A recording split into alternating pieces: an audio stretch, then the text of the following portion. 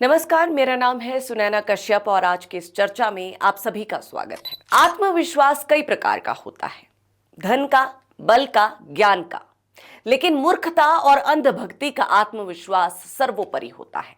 जब किसी व्यक्ति को अपनी मूर्खता पर विश्वास होता है तो वो ना तो किसी की सलाह लेता है और ना ही अपनी गलतियों को सुधारने की कोशिश करता है। ऐसे लोग हमेशा खुद को सही समझते हैं। अब ये बात बताते हुए हमें कंगना रनौत की याद आ गई। फिल्मों से निकली, राजनीति में घुसी। अब कंगना की एक्स पर हर पोस्ट का एक नारा है और हर बयान राष्ट्र धर्म की परिभाषा। मोदी भक्ति में लीन कंगना को अपने ही प्रदेश पर भी शर्मिंदगी महसूस होती है जब देश भर में हिमाचल का नाम सुर्खियों में रहता है। लेकिन कंगना जी, क्या अब हिमाचल की जनता को भी उतनी ही शर्मिंदगी महसूस नहीं हुई होगी जब पूरे देश में इस बात के चर्चे हो रहे हों कि सांसद मोहतरमा भरे मंच से झूठ के पुलिंदे बांध रही है। कंगना ने दावा किया कि उनके मनाली के घर का 1 महीने का बिजली का बिल 1 लाख रुपए आया। मेरे को इस महीने गांधी जी मेरे को इस महीने मेरे मनाली के घर का 1 लाख रुपया बिजली का बिल आया, जहां मैं रहती भी नहीं। सोचिए। अब जब इसकी जांच पड़ताल की गई तो Himachal Pradesh electricity board limited ने सांसद मैडम की पोल खोल दी। पता चला कि सांसद कंगना जी तो समय पर बिजली बिलों का भुगतान करती ही नहीं है। अभी भी उनकी पेमेंट्स पेंडिंग है।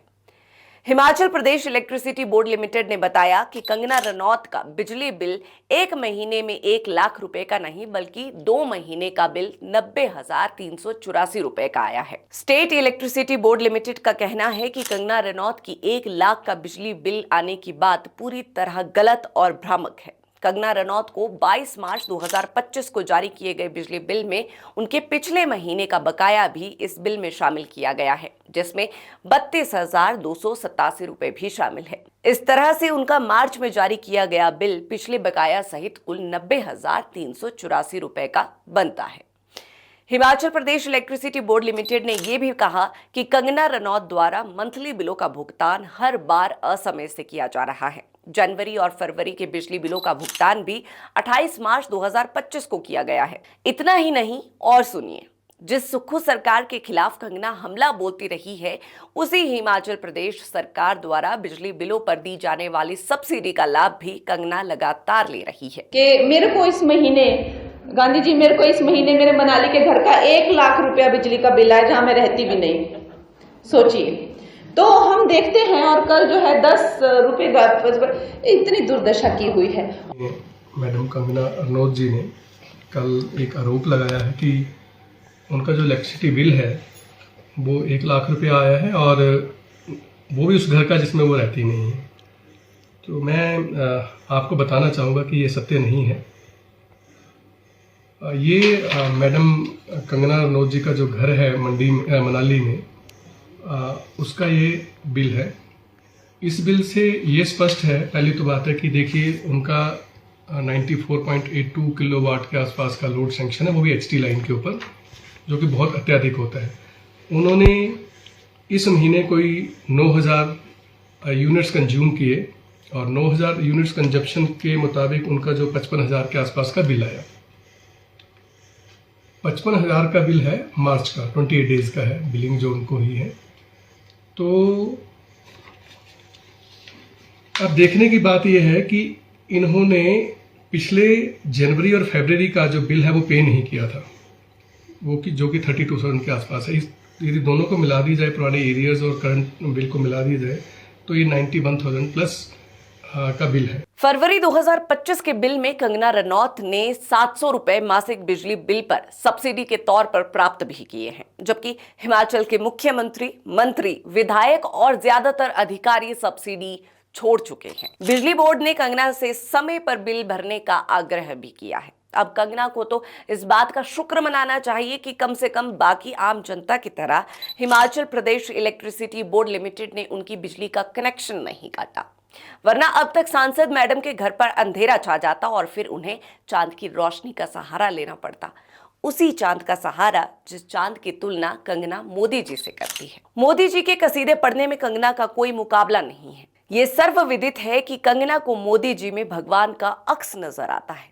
कंगना मोदी जी को कभी भगवान विष्णु का अवतार, तो कभी शिव का अवतार, तो कभी भगवान राम से भी उनकी तुलना कर देती है। कंगना की भक्ति देखकर ये कहना गलत नहीं होगा कि हर मुद्दे पर चुप्पी पर मोदी पे तारीफ भारी, कंगना की कलम में बस मोदी वंदना की सवारी। कंगना के ऐसे कई विवादित बयान हैं जो पूरे देश में चर्चा का विषय बने हों। अब कंगना की माने तो मोदी जी कोई आम इंसान नहीं है। कंगना के अनुसार तो मोदी जी भगवान ही है। अब ये कंगना की भक्ति ही है जो उन्हें अभिनेता से नेता बना चुकी है। मगर ये कैसी भक्ति जो प्रधानमंत्री की दिव्य शक्ति को तो पहचानती है, मगर ये नहीं जानती कि मंदिर में जूते पहनकर जाना सनातन धर्म में सही नहीं माना जाता है। इसे भक्ति नहीं अंधभक्ति ही कहेंगे कि एक आम इंसान की तुलना तो भगवान से की जा रही है और दूसरी तरफ असल में जो स्थान भगवान का है वहां जाने की तहजीब भी नहीं है।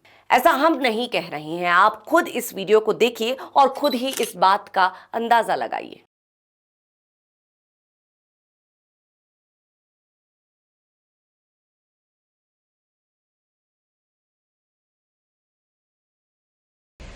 नरेंद्र मोदी जी 2014 में आए तो इसीलिए कहा जाता है कि वो साधारण मानव नहीं है, वो एक अवतार है। कंगना और विवादों का नाता पुराना है। कंगना के कुछ विवादित बयानों में एक बयान ये भी है कि भारत को असली आजादी 2014 में मिली जब नरेंद्र मोदी सरकार सत्ता में आई।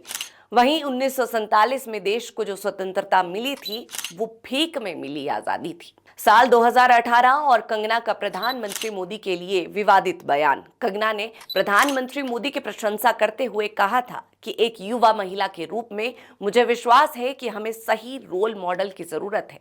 एक चाय वाला आज देश का पीएम है। ये एक आदमी की महत्वाकांक्षा ही नहीं बल्कि देश के लोकतंत्र की जीत है। साल 2024 एक सम्मेलन में कंगना ने प्रधानमंत्री मोदी को सच्चे धर्मनिरपेक्ष और नारीवादी बताया जो हमेशा महिलाओं के अधिकारों के लिए आवाज उठाते हैं। उन्होंने कहा वो एक चमकते सूरज की तरह है जो सभी को रोशनी देते हैं। साल 2023 कंगना ने पीएम मोदी को उनके जन्मदिन पर बधाई देते हुए उनकी तुलना भगवान राम से की। उन्होंने कहा आप भारत के प्रधानमंत्री ही नहीं बल्कि भगवान राम की तरह आपका नाम इस देश की चेतना में हमेशा के लिए अंकित हो गया है। दिसंबर 2024 कंगना ने फिल्म इंडस्ट्री के लोगों से प्रधानमंत्री मोदी की मुलाकात पर कहा कि हमारी फिल्म इंडस्ट्री अनाथ है और उसे मार्गदर्शन की जरूरत है। कंगना ने प्रधानमंत्री के इंडस्ट्री के लोगों से मिलने को सकारात्मक कदम बताया था। 2024 में ही एक साक्षात्कार में कंगना ने कहा था जो छोटे मुकाम से इतनी उपलब्धियों पर आए तो ये कहना गलत नहीं है कि मोदी जी के साथ कोई दैवीय शक्ति तो है जिसका आशीर्वाद उनको मिला हुआ है।